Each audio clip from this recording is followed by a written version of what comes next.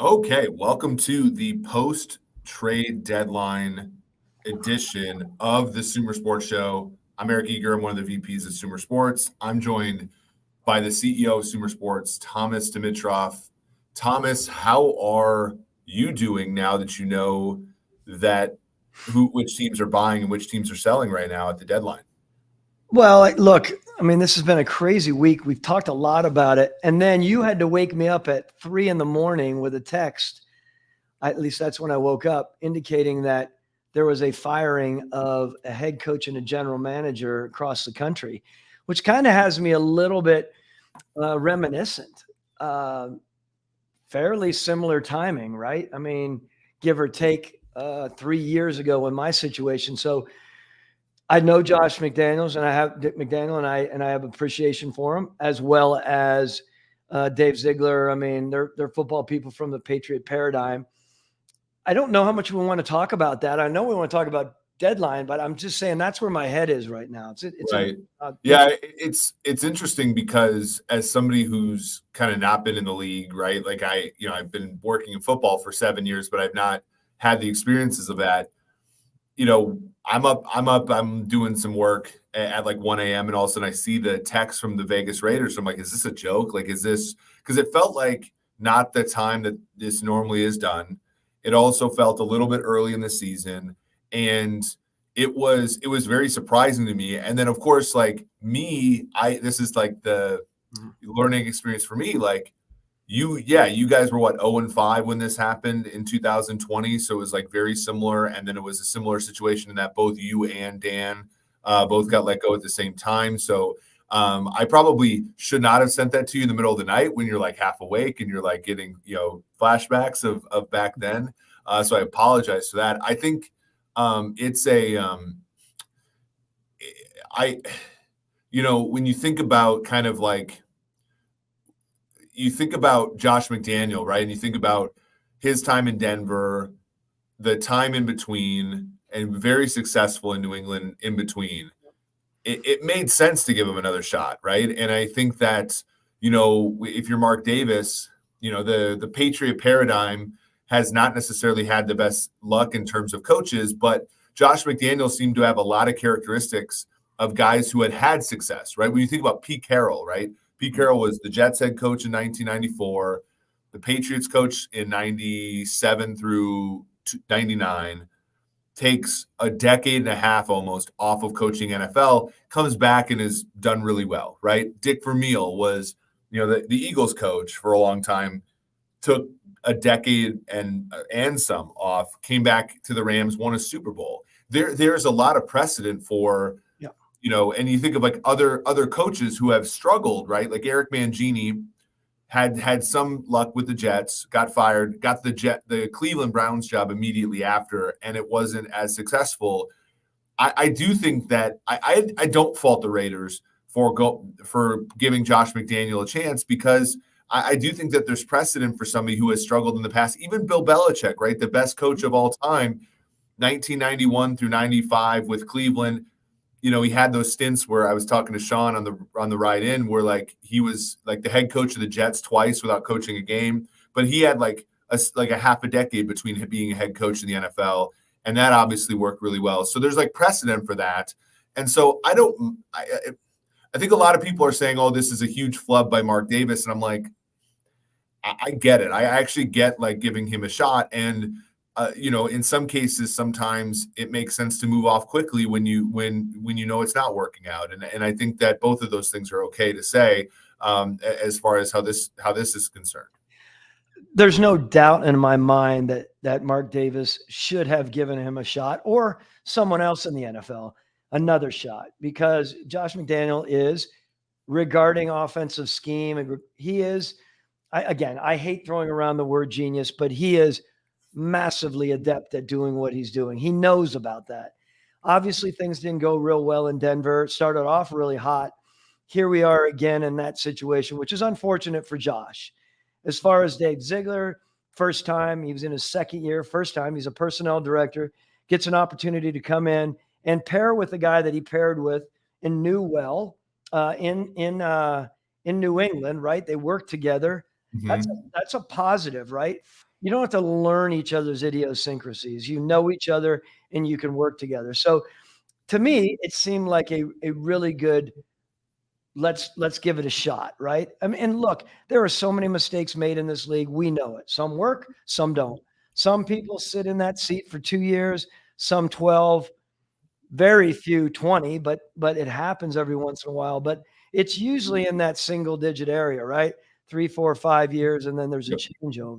I don't even know what the averages are right now. And by the way, you no way you should feel bad about it. I am very much over that 3 years in, although it still rubs a little bit of salt. Literally, you reached out to me at 1:00. I got up to go to the bathroom at 3:30, and that's when I saw it. That's why I was claiming you waking me up in the middle of the night. I did not go back to bed. Quite honestly, I got up and started reading as much as I could on this, and I realized again what needs to be done here. Well, and we also have to mention that Mike Lombardi's son, who we reference on here quite often, who I think is very good at what he does, his son Mick Lombardi was also released today, right? So they got rid of an offensive coordinator. Now they have Champ Kelly, who was an AGM there, is now their interim GM. And then the offensive coordinator, I believe, was a quarterback coach. I'm not really clear on who that replacement. Yeah, so it's actually going to be Bo Hardigree, which is a little bit of an upset from what people thought, which was Scott Turner, right? Scott Turner had been the offensive coordinator for the Washington Commanders for years. He had been a quarterback's coach under his dad, Norv Turner, for a long time, and had some success in the league. I actually quite like Scott Turner as far as some of the ways in which he manipulates offense, but that's not going to be how they go. The other thing, so you bring up like a really good point about like kind of the thing with Josh McDaniel that I think is tough, and it's happened in both of his stints, is expectations were out of line, right? So you think all the way back to 2009, and this, you're probably going to think I'm a huge loser for remembering this, but in week 1 of 2009, the Broncos were playing the Cincinnati Bengals at home, and Kyle Orton, who, remember, when Josh got in there, he pissed off Jay Cutler because he beat around the bush on Matt Castle, right? So they traded Cutler to the Bears, got Orton back. Orton starting. He throws like an 80-yard touchdown on a tip ball to Brandon Stokely, and they start 1-0, right? At the very end of the game. They start 6-0, right? They beat the Patriots. Josh is running around Mile High Field, slapping hands and everything. Yeah. And to me, that was like in a lot of cases, I actually said this on a show. When you do better than expected, the fall actually happens quicker sometimes, right? So Josh starts 6-0, finish 8-8. Start the next season a little bit slower. He's fired in the middle of the second year. The Raiders, now it wasn't really the fault of Josh McDaniel, but the previous year, the Raiders had one of the worst point differentials of any team that made the playoffs. So they were 10-7, but they had the point differential and the talent of a 7-10 team. So he comes in, he replaces Rich Bisaccia, and everybody's like, well, this is a playoff team. And it's like, well, let's hold off. Like, this isn't, we got to be careful about this. Derek Carr is kind of a middling guy. You bring in Adams. So bring in Chandler Jones. Yeah. So everybody's upping the expectations for Josh McDaniel. And not to say, look, I'm not trying to make excuses, but I also am saying like he's somewhat of a product of misaligned expectations, in my opinion. And that is why, from my estimation, he's gotten fired quickly twice, is almost because the beginnings were too hot for him. And they weren't allowed necessarily to sort of grow as a group. And, for you guys with the Falcons, luckily, and we talked about this Monday, you guys started, I think it was 10-6 in 2008, and then stayed 9-7 the following year. And to your point, you won the last 3 games of that year. Yeah. We talked about that Monday. Go to the show. And it's like you guys were able to sort of like steady the expectation as you guys were growing there. If you guys would have started Thomas 10-6 and then 3-13, who knows what would have happened, right? And so I think that is something to think about insofar as, when you're trying to build a team, sometimes the random noise of things can cloud people's judgment and cause things to go the way they're not supposed to go. So as I was daydreaming last night, when I was trying to get back to sleep, I started thinking about the connections. I started thinking about, not that I can speak on this, and I don't mean to be speaking off cuff on this, but Bill Belichick was very close with Al Davis. They used to sit at the combine together. Had a great deal of respect for him, of course, mutual respect. Obviously, Josh McDaniel has great connections with Bill Belichick. When everything was going around a couple of years ago, when they were looking to have a coach, replace the situation in, with the Raiders, how much was Bill involved in that conversation with Mark Davis, right? What brought Mark to that spot thinking this is the ideal tandem that we're going to build together, right? We have, by the way, in Sumer Sports or on Sumer Sports, in or on, what is it? In Sumer Sports? Let's say in Sumer Sports. I don't know if everyone knows this, but Mike Mayock actually is part of our group here, does some consultancy work with us. And we'll talk about that another time. But I find it was just one of those things that I started spinning around wondering, with all of this stuff out there, Mark Davis making a move at this time of year. And again, it happened to me, so I know it does, it happens at times. Where are his eyes right now? Some of these people want to jump, and I know it sounds premature, but they start thinking, do I get my ducks in line for my next head coach and general manager? No, I get in front of everyone else on this, or what happens? Or do they truly have plans to keep, Champ Kelly as their incoming general manager? And what will they do with their coaching situation? And again, remember, I mentioned hypothetically, again, got to be hypothetical because there are people out there sometimes don't like whether I'm hypothetical or not. So I want to be clear about this. When I said that double B, if Bill Belichick, by some reason, is no longer with New England, he will have 3, 4, and 5 chances to go to, around the league somewhere. Is this another one of those opportunities where, again, speaking out of turn here, that Mark Davis is salivating, thinking about, wow, can I imagine truly finally having the guy that I've had a great deal of respect for over many, many years? And how ironic would that be, and a little bit uncomfortable, given the fact that, there's a lot of closeness within relationships in this league, right? So anyway, I feel bad for Josh McDaniel. I really, truly do. And Dave Ziegler, because you never want someone to lose their gig, especially, what they 9-16. They were 9-16, right? Yeah, 9-16 over 2 years. I actually think, interestingly, and again, this is part of the whole marketing and marketing yourself. And like we have this issue at Sumer where we're trying to, the 2022 Raiders were better than the 2021 Raiders. The records were different because the results of one-score games were drastically different. They lost a lot of one-score games last year. I think about the game where they were up 17-0 against Kansas City, lost that game by 1. They were up, I believe, 16-0 to the Cardinals in week 2, lost that game. They had a lot of bad luck early. They had a quarterback who played phenomenal football in 2021, played poor football in 2022. That's not necessarily Josh McDaniel's fault. It's somewhat correlated, but it's not his necessarily fault. So as with a lot of these things, it's not just one person's fault. And that is important to kind of keep in line. Go ahead. No, to that point, and I'll go back to you. There are so many layers to when this happens, right? And what happens when you sit there and you think about the Jimmy Garoppolo decision. That is a massive decision for that organization, right? Carr moves on. There's a lot going on there. Who they moved on from and who they didn't. How has Josh McDaniel been relating to his group, right? I mean, how close is Mark Davis to his players? Is he getting feedback from the players who are complaining about the non-use, right? We saw that all over the TV today.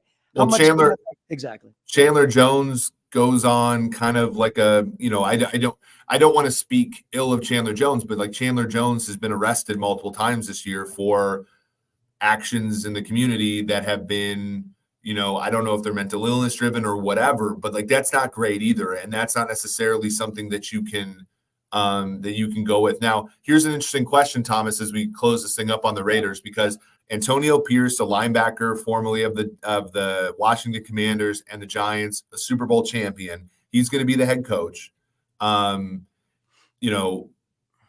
It's not a great roster. It's they're going to start Aiden O'Connell, the Purdue quarterback, this week over Garoppolo because they don't want to pay Garoppolo the money and they don't want him to be hurt. Right. That's where I get worried about this. If you're thinking about being a potential executive on this team, right? We being, anybody who's looking at that job, how much of an evaluation of this team are you getting? One of the reasons you would let go of a coach this time of year is to change things up and to get a better evaluation of who you have on the roster for the next group of people, right? You want to get out ahead of a lot of stuff. The thing I get concerned about is the complete opposite thing could happen, right? Which is to say what you had happen in Indianapolis last year, where you go from Frank Reich, a established, legitimate NFL coach, to Jeff Saturday, who is coming off of working at ESPN. And do you really get a good, solid evaluation of your talent for that next regime that comes in? I think that's an open question that, the Antonio Pierces of the world are really going to have to answer here in Las Vegas, because the next person's going to come in and it might, I think they could go one or two ways, Thomas. They could swing for the fence and go after somebody like Belichick, somebody with a lot of cachet. But on the other side, with the settlement that they just had with John Gruden a couple of years ago, the 6-year deal that McDaniel has 4.5 years left on, they might also go a little bit on the inexpensive route and go with inexperience, because those people are a little bit more inexpensive. And I think whichever way they go, they're going to want to get a good evaluation of their players the rest of the season. And I'm a little worried, because I think a guy like Garoppolo can at least be good enough to get you an eval on your players, whereas I'm not sure Aiden O'Connell is that good yet. All great points, and we could ruminate on this forever. So I will let you steer on to the next one. Let's talk a little bit more about the trades then. Let's talk. Commanders send Montez Sweat to Chicago for a 2nd-round pick. They send Chase Young to the 49ers for a 3rd-round pick. In the case of both players, not a ton of money, right? It's not like Chase Young is going to cost the 49ers about $500,000 this year. Yep. The rest of the way. So it's a very good move from that perspective. Sweat's a little bit more expensive at a 2nd-round pick to the Chicago Bears. When I look at the Chicago Bears, it's the same thing that we've talked about every single time we've been in the media talking about Chicago, which is this team has a ton of cap space. They have draft capital, a lot of draft capital. And what they don't have is a great roster full of players yet. And everybody's, I think, giving Ryan Poles maybe undeserved angst because he used a 2nd-round pick on Chase Claypool last year. And now he's using a 2nd-round pick on Montez Sweat, in theory, to sign him to a big deal that, in theory, he could have signed in the offseason. I look at it a little bit differently. I think you get a head start on free agency with Sweat. It costs you a 2nd-round pick, but if you can get a premium player, not a premium position player, I don't think Sweat's a premium player. I think he's good. Yeah. But if you can get a guy in the building who's going to rush the passer for you, when you've had basically less than 30 sacks the last 2 seasons combined, I think I don't have a real issue with the move if I'm Ryan Poles and it's not necessarily guaranteed how long I'm going to get in this job. I'm going to start to get people into the building so that we can win football games ASAP. Yeah, and you're not competing with what's going on in free agency. You're almost guaranteed to get it done. I get it. It's a somewhat catch-22 situation, moving another 2nd-rounder. But to your point, I mean, it's a little uneasy there. Another coach was released today, right? We talked about that at Sumer here in our offices here. So there's, he's got a lot on his plate, no question about it. And unfortunately, we were also talking about the fact that President Kevin Warren was, smack dab all over national television with a really, really down look on his face. How upset is he? How much has he been talking with Ryan Poles and Matt Eberflus about, what's going on with this situation? Let's make our moves now. So I'm looking at it from that side, of course, Chicago side. Do you want to look at it from Washington side as well? Because that's got its own twist of interest for me, right? Having been in that spot. You have Martin Mayhew, who is a 2nd-time general manager. And as you know this, rarely do general managers get a second chance. I feel bad that there's any talk or insinuation that they're going to be turning things over there across the board in Washington. Who knows if they are or not, right? Time will tell. But with each one of these moves, there was all this discussion about, what that coach and what the GM is going to do there. And Ron Rivera is a longtime coach. We talked about him before. That was his trade, right? Or not his trade. That was his move. He was behind both of those players from that standpoint. So what's going to happen with Ron? What's going to happen with Martin? How is the new owner going to perceive all of this? Who pressed that? Where did that come from? Moving two legit players. Where are we going with that? I know Washington under new owner Josh Harris just hired Eugene Shen, who is a longtime analytics guy for the Ravens, Jacksonville Jaguars, and Miami Dolphins.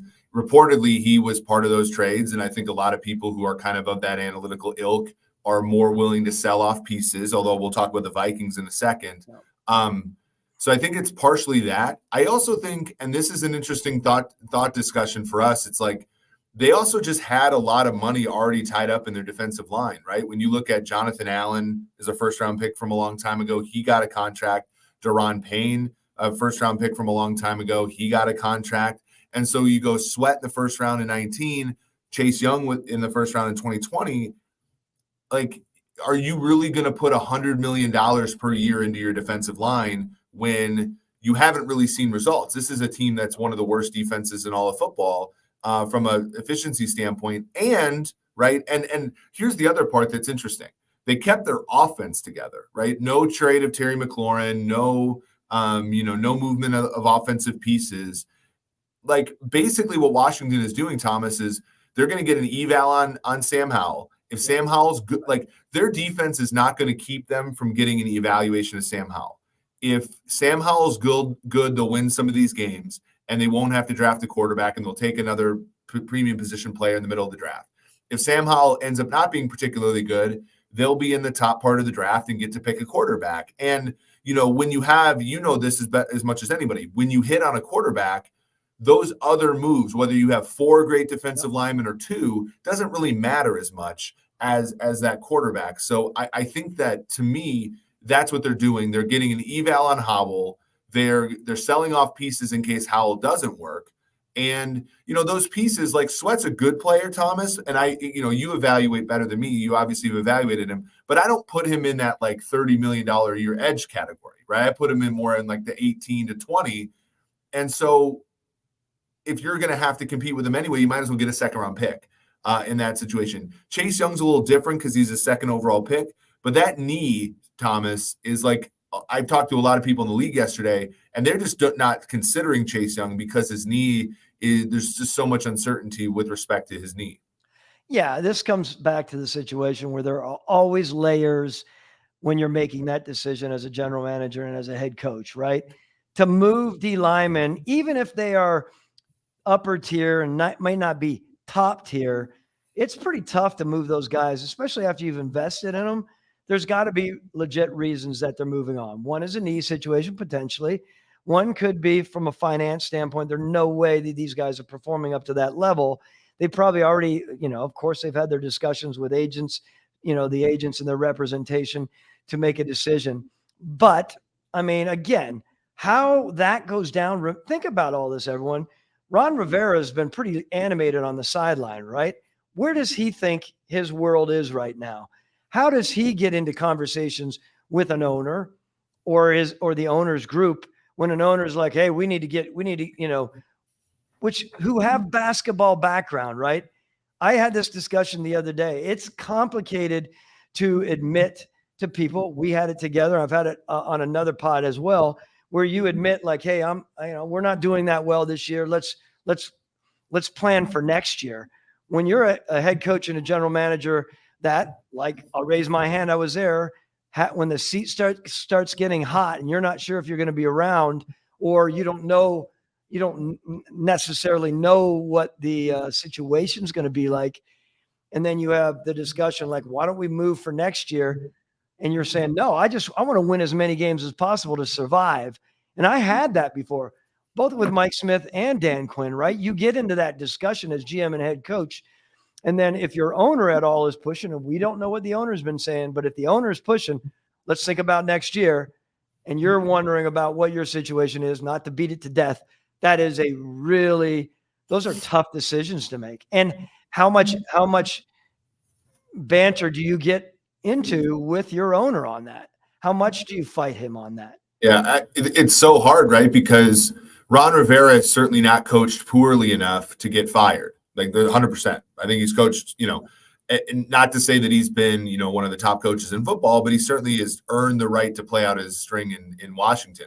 However, you have to play this kind of from a human standpoint. He walks into the building and sees two of his best players are being traded, right? The thing that comes into your mind is like, okay, am I going to be around for this new era here, right? Like they're already, and I'm not like, again, I don't know what's happening behind the scenes, but from my perspective, they gave me a quarterback who's not a high-end pick. No. He's also not a veteran guy. He's somewhere in the middle. Like everything about the Commanders this year screams a bridge to somewhere else. And just from the outside. So if you're Rivera and you're Mayhew, that's the difficult thing, right? You see these things happening around you. You're part of some of them, I'm assuming, right? Mayhew, for example, in the trades, and Rivera in obviously the game plans and all that. But you don't, and this is like you said, like you can feel the seat being hot, whether that's right or wrong. The perceptions are going to be there, and it makes for a really awkward thing because I guarantee you that this team is going to be. You're going to get a better eval on your roster if you're Josh Harris / whomever is going to lead this team in the future. If Ron Rivera is the head coach, because he's a veteran head coach, he knows how to put a game plan together. He knows how to win. They're competitive in most every game, and so how do you play that out? How do you make sure that everybody is still moving towards a goal when you don't even know necessarily? Each person doesn't know if they're going to be around next year. So another twist, as we understand it, and as we know, at least to this point, you don't know how it's played out since the new ownership has come into place. But Ron Rivera he's the big dude there. He's the decision maker there. He's got 53. Martin Mayhew is his general manager. But as we understand, Martin doesn't have 53. And he also, by the way, has a very talented personnel director there in Bill Polian's son, Chris Polian, who was the GM at one time in Indianapolis after Bill turned it over. And what I find really interesting there is there's a lot of good football people. And you can say what you want to say about their defense and their defensive coordinator. I mean, of course he knows how to coach defense. Some people argue that it's dated. And a D coordinator who has been a head coach, and if you want to comment on that. Can I interject briefly? Jack Del Rio is the only coach who's coached more than one season in the last 2 decades that has a winning record for the Raiders. I know. There's. I'm not saying he's the best in the world, but yeah, I think perception of him is a little bit lower than reality, frankly. So my point is, if Ron Rivera is in fact still holding the keys to the kingdom there, and he made that decision on 2 defensive players, man, that's a big deal. Or I'm thinking, and I'm not trying to stir it up, but I'm just putting myself in that spot. Was there a change? Sorry, Ron. Yes, you have that, but we're going to overrule here. And our assessments of this is, as such from our personnel people, our GM, and this is what we think is best for the future of the organization. I just can't wait to hear more about how this plays out there. Yeah, I think that there was a report that came out that I don't know if I necessarily believe on its face, but it said that they were going to make the decision as to whether or not to compete or to trade off pieces by how well they did against the Eagles on Sunday, which to me feels silly on its face because they played really well against the Eagles. They had a multiple score lead at times against them. And of course they lose, but the Eagles are one of the best teams in all of football. If you were looking to just that game as to whether or not to compete, you should lean into it a little bit. And instead, of course, they took the result of it and have somewhat sold off pieces. Like I said, it's not a complete, again, we don't try to use the word tank, but they're not they are trying to be competitive. They're going to have a competitive offense down the stretch. So maybe they're trying to do it both ways. And I don't know. I think another team that's maybe trying to do it both ways is the Minnesota Vikings, Thomas, right? So we talked on Monday, Kirk Cousins tears his Achilles Sunday. They start the season 1-4. Justin Jefferson gets injured. It looks over for them. They put Jefferson on IR. They've won all 3 games that Justin Jefferson hasn't played. Kirk Cousins played phenomenally against the Niners, played really well against Green Bay, tears his Achilles, and now they're stuck with Danielle Hunter on an expiring contract. Harrison Smith's a little long in the tooth, but still a good player that people would value.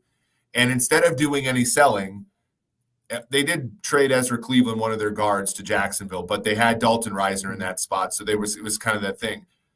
They traded for Josh Dobbs, the former starting quarterback of the Arizona Cardinals, to come in and compete with Jaron Hall, the BYU quarterback, and Nick Mullins, who's currently on IR. So the Vikings appear to look at this thing and say, we're 4-4, easier schedule down the stretch. And when you look at the NFC teams, Thomas, let's talk about this. Eagles, Cowboys, 49ers, Lions, Seahawks. Those are the 5 teams in the NFC that I would consider are good, right? Better than an average NFL team. Yep. The NFC South is going to have a playoff team, so that's either going to be the Saints or the Falcons in all likelihood. So that's another. So you have 6. The NFC playoffs give you 7 teams. So now if you're Minnesota, you're competing against the loser of Atlanta, New Orleans, Green Bay, Chicago. Like, who else in the NFC is going to compete for that playoff spot? So if you're Minnesota, you're thinking we're going to get in the dance even with a backup quarterback, and it makes it a lot more complicated, right? Because in theory, if you're Kwesi Adofo-Mensah and you're a finance guy and you're trying to move off of value and assets and stuff, you would have traded Hunter and Smith, but you were presented with a situation to have a chance to compete. So it was a really awkward Tuesday, I think, for the Minnesota Vikings. Yeah, it's awkward, and yet I just it's going to be really, to me, it's going to be fascinating to see where the quarterback situation truly is. To your point, sorry, I am having something pop up and it's distracting me. Am I still on? You are still on, Thomas. Ah, geez. Okay. Well, I can still see you. I think let's wrap it up though with this, because I know it's been a long Wednesday and you and I have been in meetings basically all day. And when we write our book someday, we'll put a chapter in on what this was about. But it's been an interesting day. When you look at the aftermath of all this stuff and you look at the 49ers, they trade for Chase Young, a team that has lost 3 consecutive games after starting 5-0. I really like this move for San Francisco. You bring Randy Gregory and you bring Chase Young in. Absent a great quarterback, what wins in January is elite pass rush. We saw it with the Giants in the Spagnuolo years. We've seen it over and over again. Just to kind of finish the podcast, my editorialization, my favorite move of the whole trade deadline was the 49ers picking up Chase Young. They don't necessarily have to sign him. They don't necessarily have to keep him. But for the next 3 months, I think that's going to be one of the more impactful, like Von Miller 2021 type of trades to the possible Super Bowl straits of the 49ers. Wow. That's big lauding of the 49ers. It's another big time move by them. I want to give them credit for that for sure. You know, John Lynch, of course, and Kyle Shanahan are gonna make the moves that they believe they need to make, never sitting on their hands. I do love that. I'm a big supporter of that. So I get your point. We'll see how it all plays out. They have a lot of talented defensive players on that team. I'm still concerned, you know. I mean, where are they with their offensive situation? I know it's kind of ridiculous to talk about any of this banter out there about benching Purdy, right? Is that, you know, no, that's ridiculous. I know, but so your point is right. They do deserve this. I would throw out to you before we go, however, because I don't want you to cut me off here at the knees on this point. Let's say, what do you think was the most disappointing non-trade? Like which one did you really want to see happen? Or what player did you want to see go somewhere to thrive somewhere else?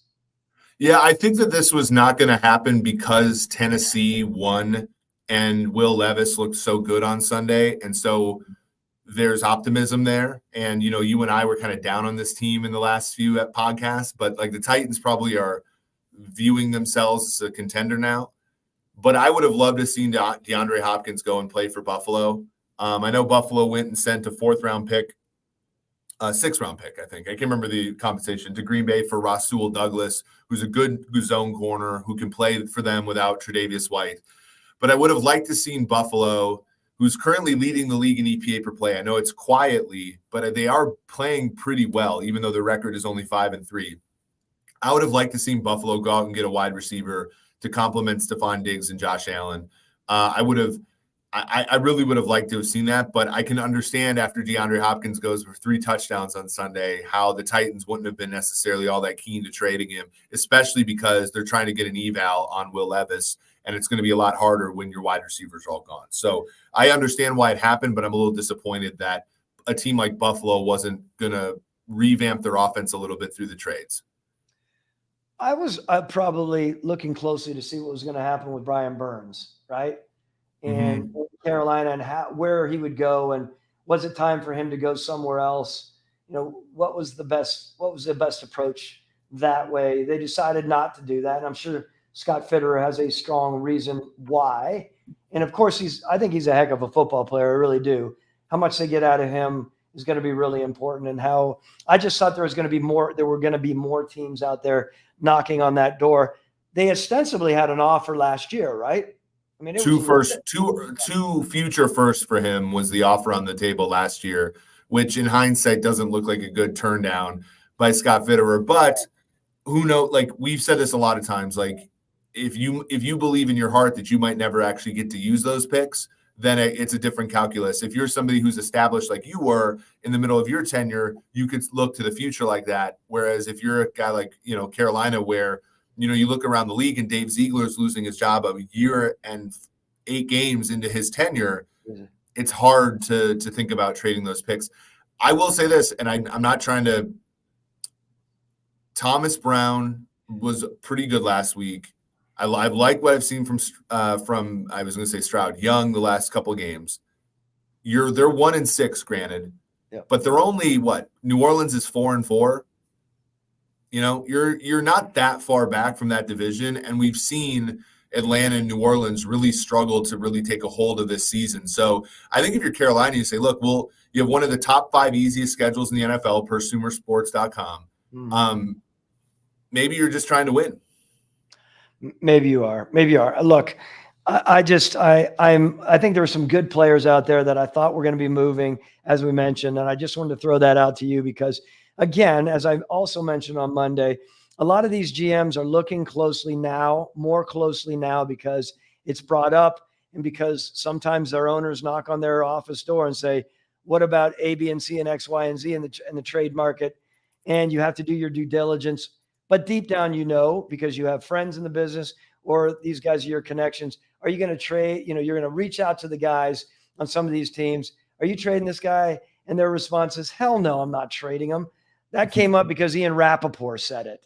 Yeah. Or someone like that. So, yeah, no doubt. Well, this has been a great discussion. I've, it's obviously somber when folks lose their job, and it's actually jarring, frankly, when it's this early in the season. So, but no one talks about the league with in my opinion, more tact and more analysis than we do at Sumer Sports. Hit the like button if you enjoyed this content. Send a review to Apple Podcasts, Spotify, YouTube. Thomas loves reading those, as do I. It's a little ego boost for us in the middle of the long days.